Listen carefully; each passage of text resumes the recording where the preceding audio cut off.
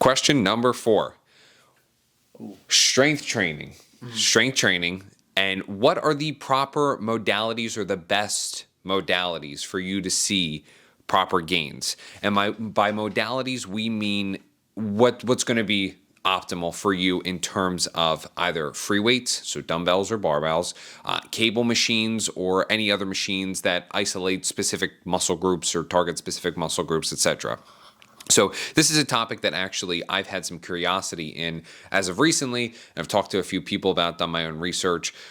In terms of the broad sense of things, when we discuss free weights are going to go ahead and cause you to have the most control, because that weight is, whether you're lifting it, pushing it, etc., whatever, that is something that you have to do with your sheer strength. So you basically have to plan it out properly, make sure that you're either going to be comfortable with the weight or it's going to be mildly challenging so that you can actually do it for the high intensity approach. But it's something that is going to challenge you to keep your form, above all, keep everything in a hopefully slow, focused, and controlled rhythm and movement. And it's especially going to force you to make sure that you have that form and make sure that you have proper time under tension, etc., so that you don't lead to injury.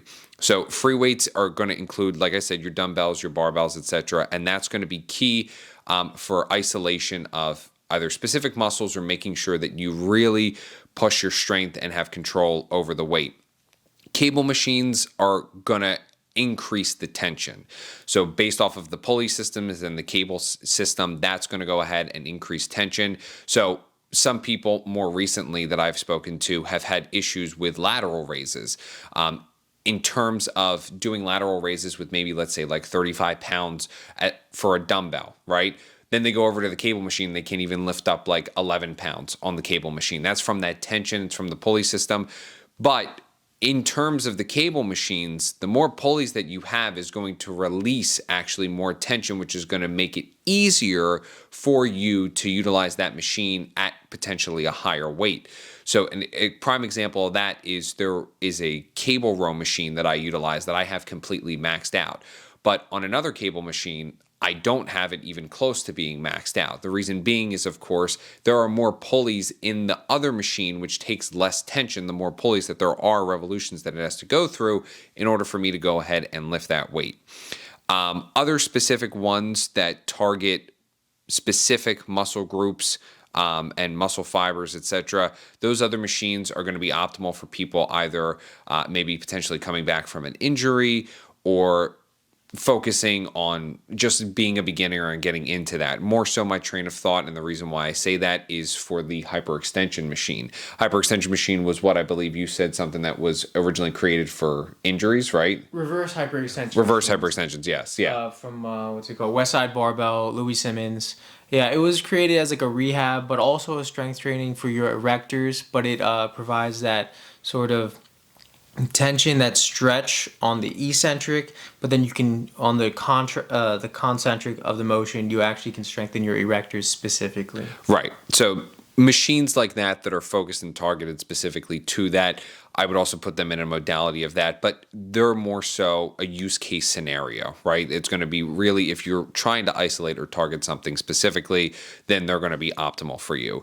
In the broad sense of the term, and when it comes to strength training and everything, I think that a healthy mixture of the free weights and the cable machines and any other machines is going to be optimal. But in terms, if I had to put or just pick one, it's definitely going to be the free weights, at least for me, because I think it forces you to have the most control over your body and the weights, and it's going to prove optimal for you and for your gains further down the line by having that control and that focus just with free weights. Yeah, okay. Yeah, starting with free weights, I guess. I had dumbbells for some of my notes. High range of motion, higher importance of the stabilizer muscles, but that higher importance of the stabilizer muscles detracts from actually moving the entire weight. But where you would have that as an alternative would be the barbell. The barbell definitely takes a lot more training than people think to be able to do barbell and execute barbell movements properly. Definitely a lot of skill level there. limited range of motion. That's one of the detractors from the barbell. Say, for instance, like you're on a bench press or you're doing a chest press movement, right? Like you would be able to get more range of motion with dumbbells than you could with a barbell because of the body's in the way. You're not locked into that position, yeah. Right. But that consolidated kind of form of the barbell would allow you to focus more on moving the weight, mostly because it's more stable. So more stability equals more strength. I mean, that's very, I kind of said that clunky. But the more stability you have, the more strength output you're able to exert. Right. Okay, so like, we'll get into machines in a second, but using that, so barbells also have the highest capacity for weight. So you can only get so high in terms of weight with dumbbells. Right. I mean, how many gyms have like a 200-pound dumbbell? And then how many people actually use those 200-pound dumbbells? Now you got to move it off the rack, and you got to maybe with bent over rows. But you're not. No one's really doing it. Why don't you just use a barbell? So in terms of once you get past a certain level of experience and strength level, you're gonna have to use barbells kind of like unavoidably. Inevitably, you're going to use barbells because they are the most. I mean, the invention of the stackable adjustable barbell. Right. Adjustable. Yeah. You know what I mean? Yes. You can put plates on. Right, exactly. That thing. And then lastly, for free weights, I had a special shout out for kettlebells. Special shout out for jiu-jitsu wrestler and washed out bodybuilders that focus on mobility. Kettlebells are awesome though. Yes. Because they allow for really dynamic movements that are inaccessible / impossible to do with barbells or dumbbells, such as swings, more Olympic kind of level, Olympic style lifts with the kettlebell. And also, honestly, they're like really nice to grip. Yeah. I swear, like kettlebells are really nice to grip. They feel secure in your hand. Yeah. And you can do plenty of stuff with kettlebells as well. Mm-hmm. So, yeah, special shout out. The tension changes depending on movements via the physics, right? So, like, what Gabe was talking about with the cables, which I'm about to get into, dumbbells, interestingly, the physics of using dumbbells as a modality for strength training they're not necessarily the best, and this is where the cables would take over. But say, for instance, like lateral raises, mm-hmm.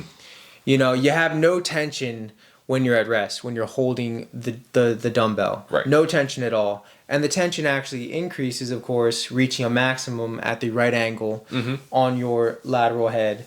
But then, like, if you go a little bit over, it actually, you could do this, and there will be no tension here either. So it kind of drops off. It's a weird curve there in terms of the physics of it.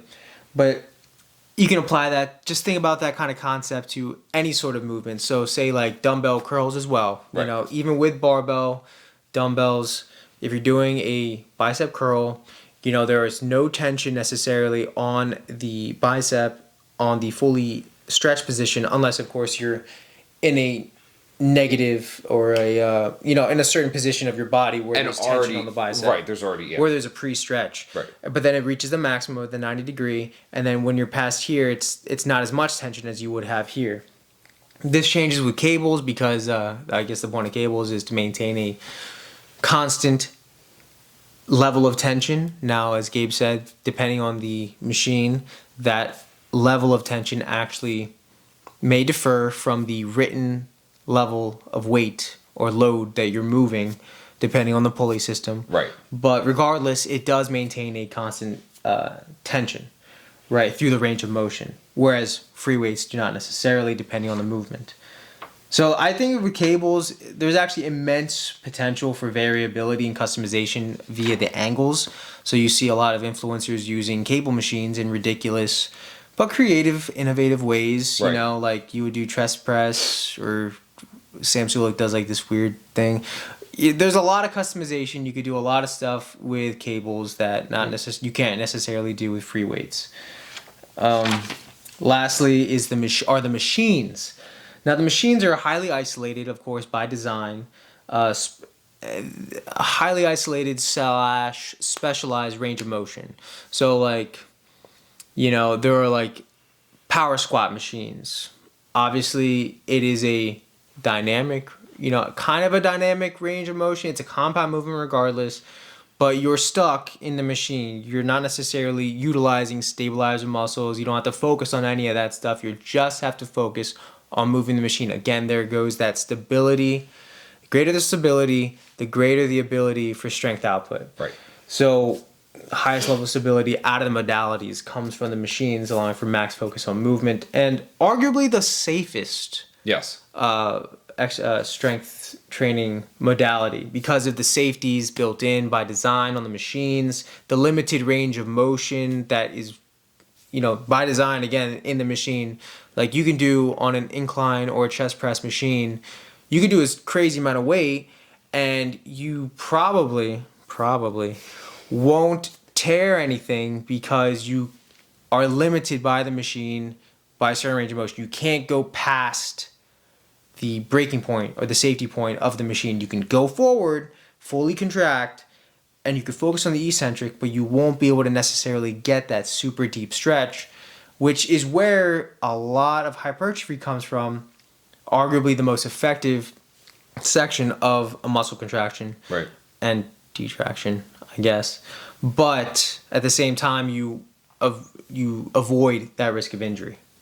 Yeah, no, 100%. I would also say that in terms, like I had said earlier, like those specific body ones are really going to be optimal, especially for beginners. Like if you're just getting into the gym or just starting out, like how Oliver had said, it basically locks you into that movement with less risk so that you can really understand what you're doing and how you should properly do it.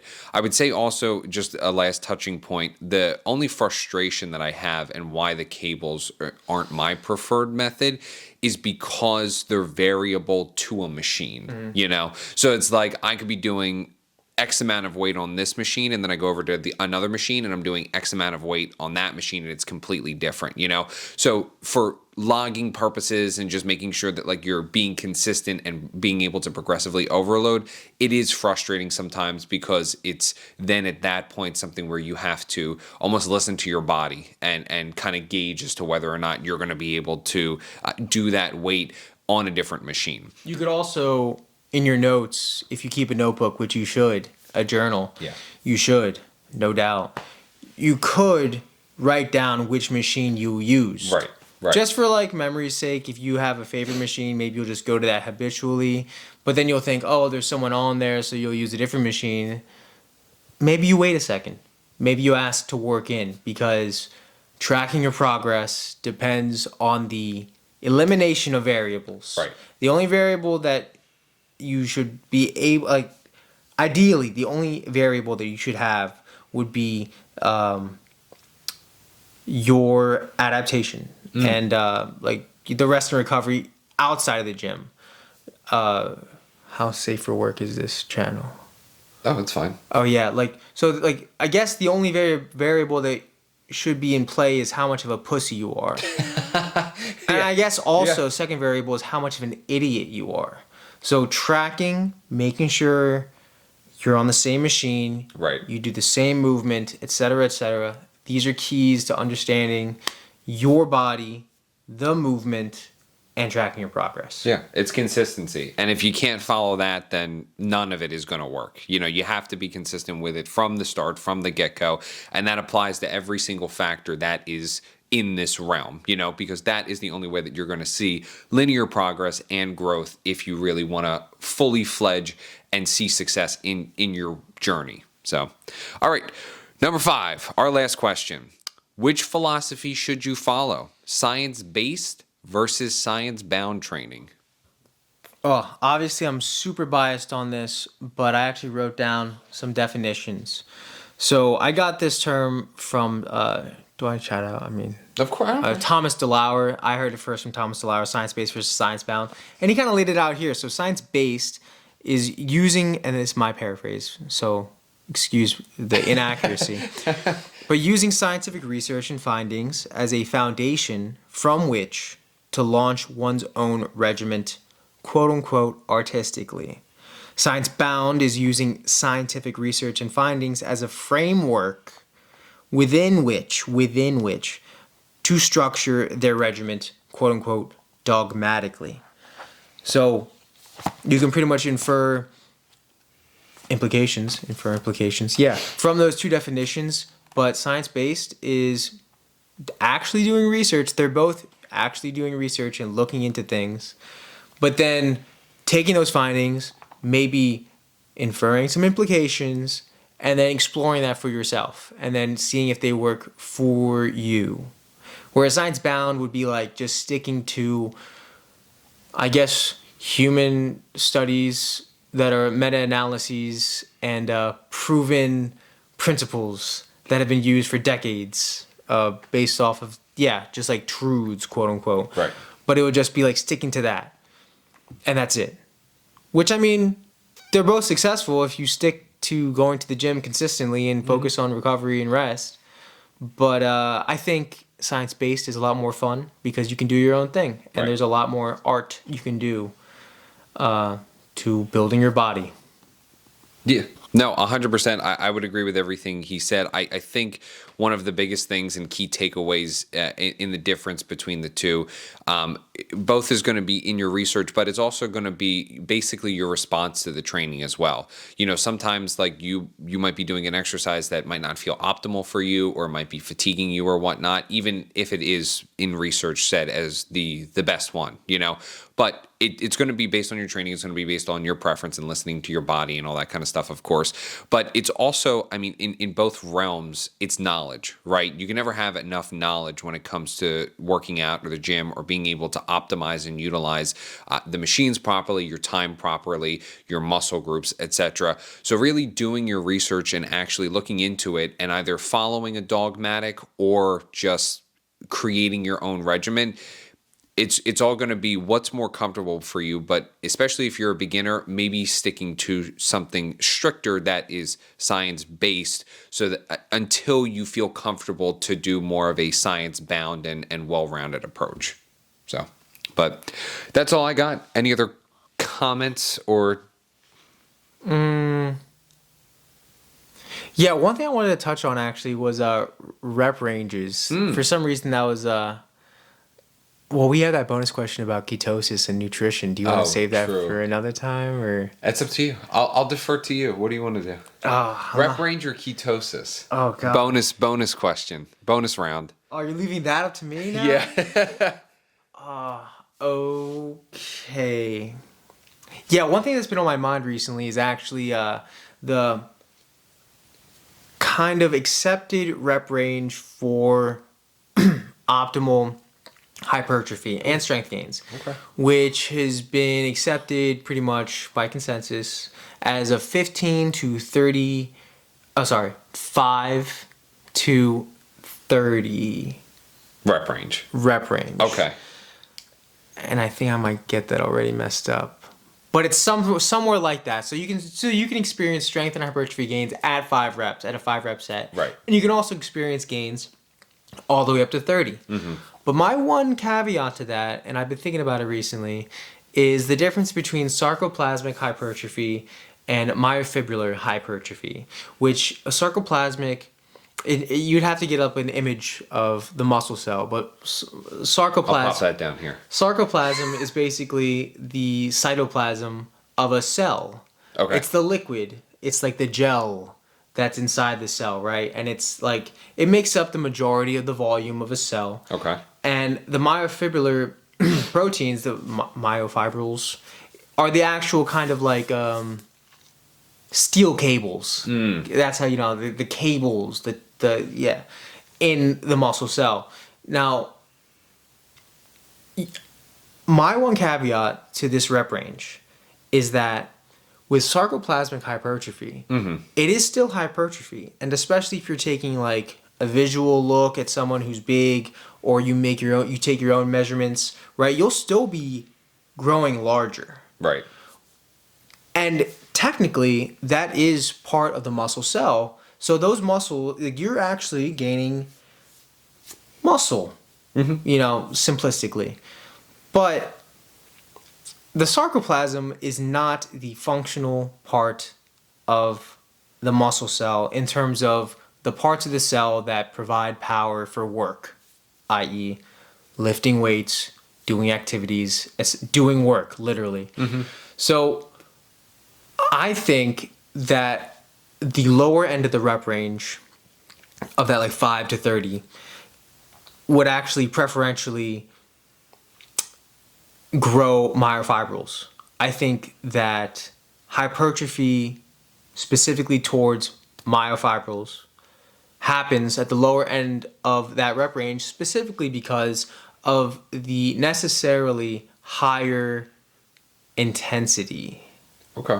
And I'm using intensity not in the bodybuilding way, which is the like percentage of maximal effort that a person of momentary effort that a person can exert. But I mean this more so in like the traditional exercise science way where it's like intensity is defined as like the load, right? So like if you can only do 5 reps, you're going to have to choose a weight where you tap out at 5 reps. Exactly. Yeah. So I think that tension, higher level of tension because of the higher intensity and used in the sense of exercise science, the load, would preferentially grow the myofibrils. Whereas the higher end of that rep range, near like 20 or 30 or whatever, I think that's more so going towards sarcoplasm. I think that's actually, leaning towards sarcoplasmic hypertrophy, which would be, I would think, useful, but not as long lasting. And also, I would say kind of deceptive about a person's strength level. Because just because a person's big, it kind of does mean that they're strong. But if the density of myofibrils compared to like the overall volume of the sarcoplasm in the muscle cell, I would want to grow muscle. Yeah. Not the liquid around it. Right. And it also sounds like it would make it for a longer period of time. Yeah. Like a much longer period of time for you if you were doing that approach in terms of like, choosing the weight, listening to your body, and picking a weight that you could maybe do for that 30 rep range and still doing that, but it would take longer for you to get that foundational strength, Yeah, because there's different... Sorry, folks. We were saying the... Yeah, I think the metabolite effect, the metabolite pathway directly affects the sarcoplasmic hypertrophy, which I think does still lead, obviously, to hypertrophy and size gains. And size gains kind of mostly translate to strength gains. But I would rather have more steel cables than the lubricant around it. Yes. Which is a weird, analogy for the muscle cell.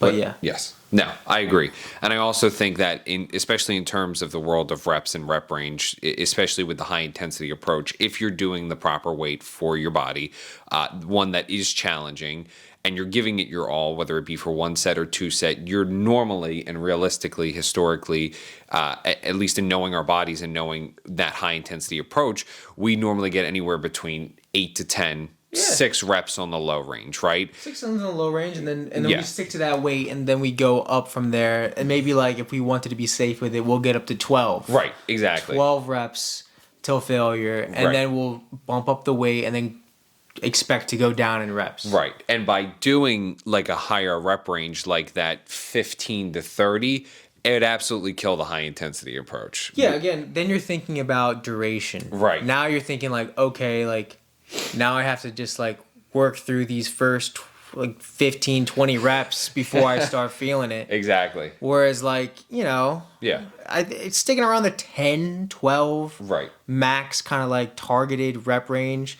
I think especially for tracking purposes, you can just break things down into 10% each. Right. Ish. You're like, oh man, I had like one. If you wanted to do the volume periodization, kind of like RPE, if you want to track that kind of stuff, thinking in terms of 10 to 12 reps makes it a lot easier for like, if my RPE, like, if I tapped out at 7 or something, it would be the RPE 7 or, or if I tapped out, it would be RPE 10. But yeah, you know what I mean? It just around 10. Yes. Yeah. 10's easier that way. 10's easier. It's a solid number to go ahead and actually log, and it's still going to do effectively what your body needs, especially when lifting weights. Yeah. So, But all right, well, that's it. That's our 5 questions plus a bonus question. If you have any questions, comments, leave them down there. And of course, we'll go ahead and read them and get back to them. Any other final notes or? Nope, that was No. I accidentally stepped into that one, so I'm not gonna do it again. Okay, perfect. All right, I'll see you guys all in the next video. Take care.